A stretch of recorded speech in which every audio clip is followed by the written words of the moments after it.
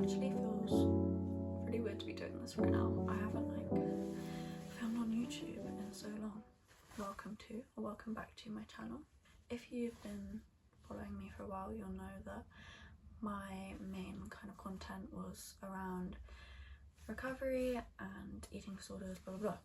But I now say that I'm in a place where I'm fully recovered. So I had a bit of a break from this channel. I don't really know why. I've had a lot going on, and also I don't know, I just kind of lost a bit of inspiration for it, but I really want to get back into it. So if you have any video ideas, kind of want to remove my eating disorder from my identity a bit more, hence why my name on this account and my Instagram, my TikTok is now Eloise's Diary instead of Eloise's Recovery. Anyways, I hope that you're all doing okay. I thought today we could do a little Q&A because obviously probably quite a lot has changed since I was last on here.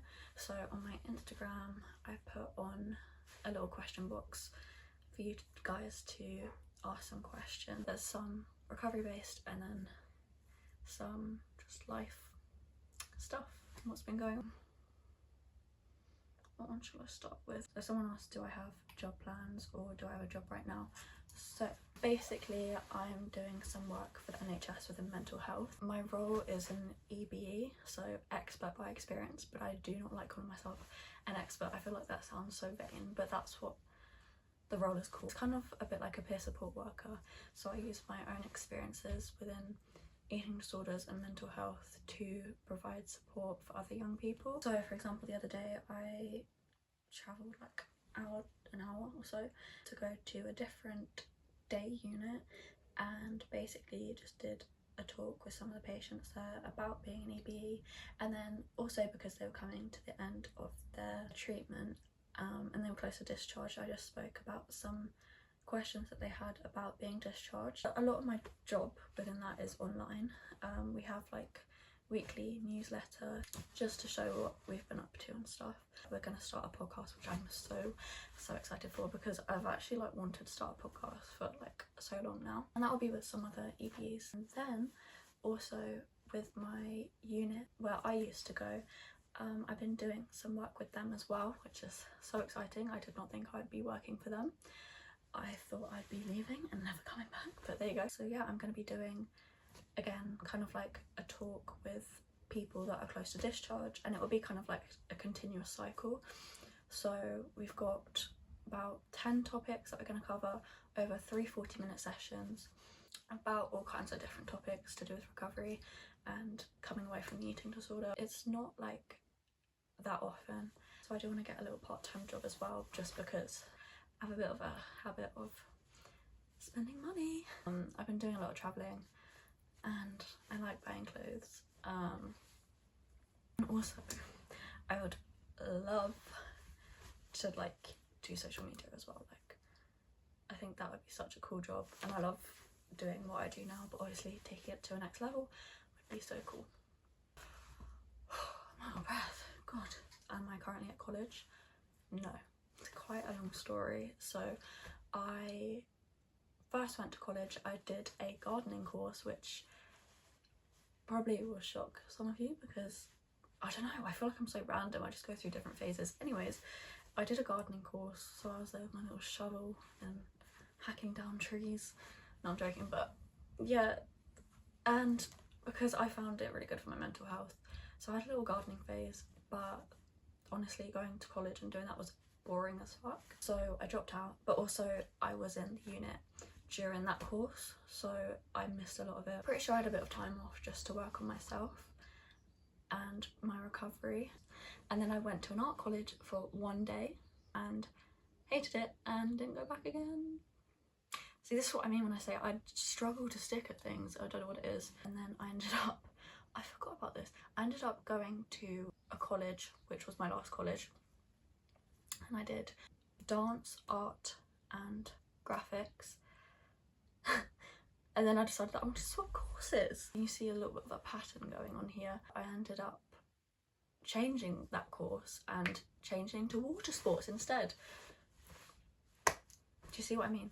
Technically it was outdoor activities, but I still love doing water sports. but I've dropped out of that course as well now because I was dealing with quite a lot in the summer, which I won't go into, but it just wasn't the right environment for me, and that's what I wanted to lead on to say that it's okay.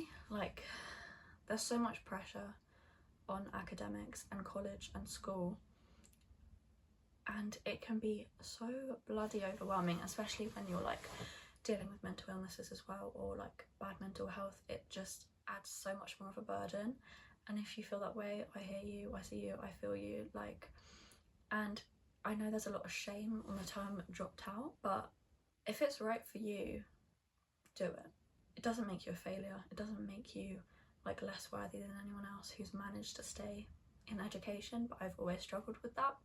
But yeah, as you can see, my college journey was very, yeah, I went pretty much everywhere. And actually I'm soon gonna get my paddleboarders instructor license, fingers crossed. So yeah, and I got my first aid license out of it, certificate, so I got something from it. But yeah, okay, next question is, where is somewhere you really want to visit? I want to travel so bad. I'd love to go to Hawaii. I'd love to go to the Maldives. High hopes, I know. See, this is why I need a job. I'd love to go to, I really want to go skiing again. I've been a few times, so I'd love to do that again. I want to visit lots of different Greek islands because I love Greece so much. I've been to Crete, Corfu, Santorini. I think that's it. I feel like I've been somewhere else, maybe not, but I just love Greece so much. I would love to go to Australia, but it's 24 hours, are you kidding? But I just want a beach life. I want that life. I hate England so much. I hate how miserable it is. I need to get out of the country. Okay, next question. Where do I buy my clothes from? Mainly Bershka and Pull&Bear. They're like my two favourite at the moment, but sometimes Vinted. I mean, this was from a charity shop. I just like cut it. Next question is, do I have anything exciting coming up? I have a holiday in June because my birthday is in May. I'm gonna be 19. I'm gonna be old as fuck. I feel like that's just weird. Like, that's my last teenage year, which is really scary. But yeah, so I have my birthday, and then I have in June, I'm going to Sardinia with my mum and my boyfriend, which I'm very excited for. Obviously starting the podcast. I have a few partnership deals that have been getting in touch with me, so hopefully a few of those coming up, which is exciting. We are moving house soon, so I'm looking forward to redecorating my room, and my best friend is coming home from uni soon, which I'm really excited for because I miss her. Next question is about my hobbies. I love doing paddleboarding, snorkeling and all of that, but obviously it's bloody cold in the UK. Yeah, I love doing like creative things like art and stuff like that. I feel like I used to have loads of hobbies and now I just don't.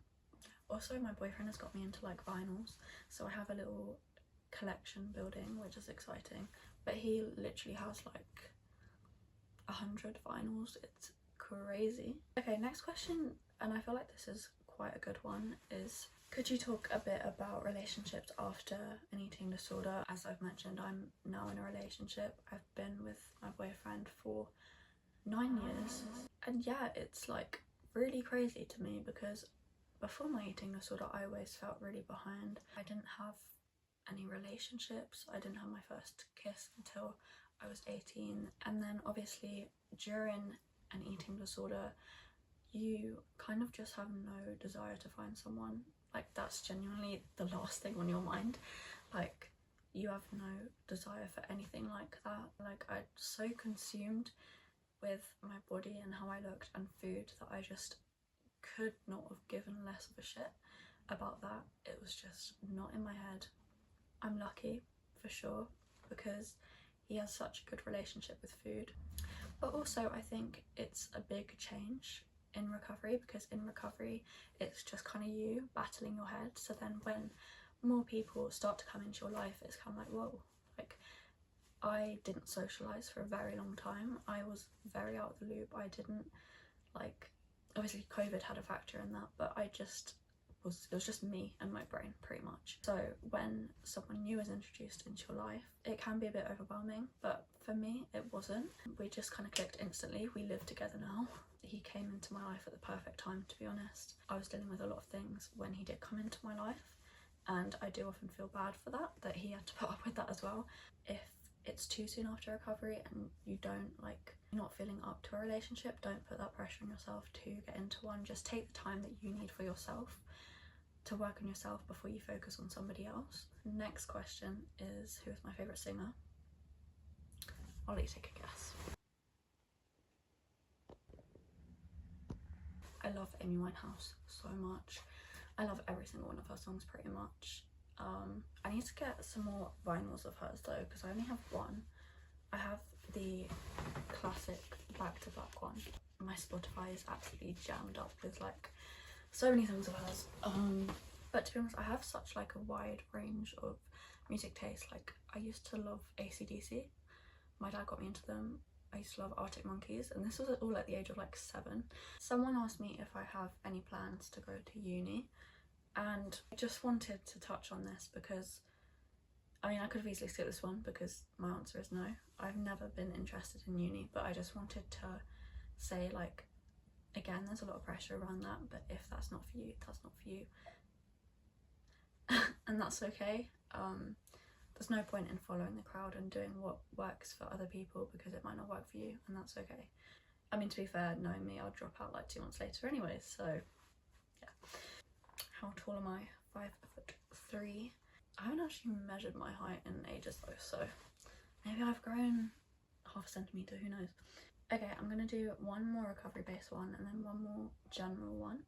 How did you deal with accepting weight gain during recovery? I mean, I could talk for days on this, but you just need to accept that you can't live a full life in a small body. That is not how it works. You can't do any of the things that you want to do in your life, whether it be the daily stuff like going on a dog walk, or the long stuff like traveling, whatever it may be.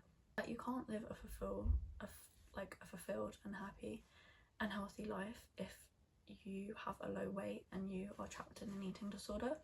Those two things cannot coexist. That doesn't happen, despite your brain maybe telling you that it can, but you are not an exception. In recovery, you gain so much more than just weight. Like, I have gained my whole entire life, like more than I could possibly fit into words. I was genuinely a shell of myself when I was at a low weight. Weight gain is seen as a bad thing, but genuinely it saved my life. But also, like, you're so much more than just a body. Like, your body is your shell that allows you to experience life. And also, like, slowly over time, when you're gaining weight, I promise it does get easier. Okay, last question is hope/dreams for the future.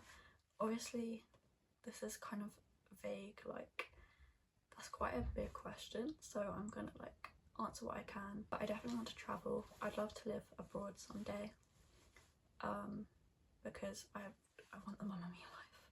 I don't want to live in miserable England. I want to like be abroad. I'd love to still carry on with my mental health career, so if I was abroad, obviously that could be done online, which is perfect. I just want to be happy, and for the most part I am, but obviously we all have off days and life can be really hard and it can be really shit, but I just want to be able to know how to cope with those days and just feel fulfilled and happy within my life. I would also love to get back up and started with YouTube again because I enjoy it. I like speaking, if you can tell, so it's just like I can offload my feelings to nothingness, but no, like to the camera and then to whoever dares to watch this. So I mean, obviously there's so many more, but there's just a few. I hope that I managed to answer some of your questions, and I hope that you enjoyed this video. I hope that your ears aren't aching from the amount that I've yapped on. Thank you for watching this video if you stayed until the end. If you enjoyed it, please like it and subscribe, and yeah, let me know what kind of videos you'd like to see. But yeah, I'm sending you all my love and take care of yourself.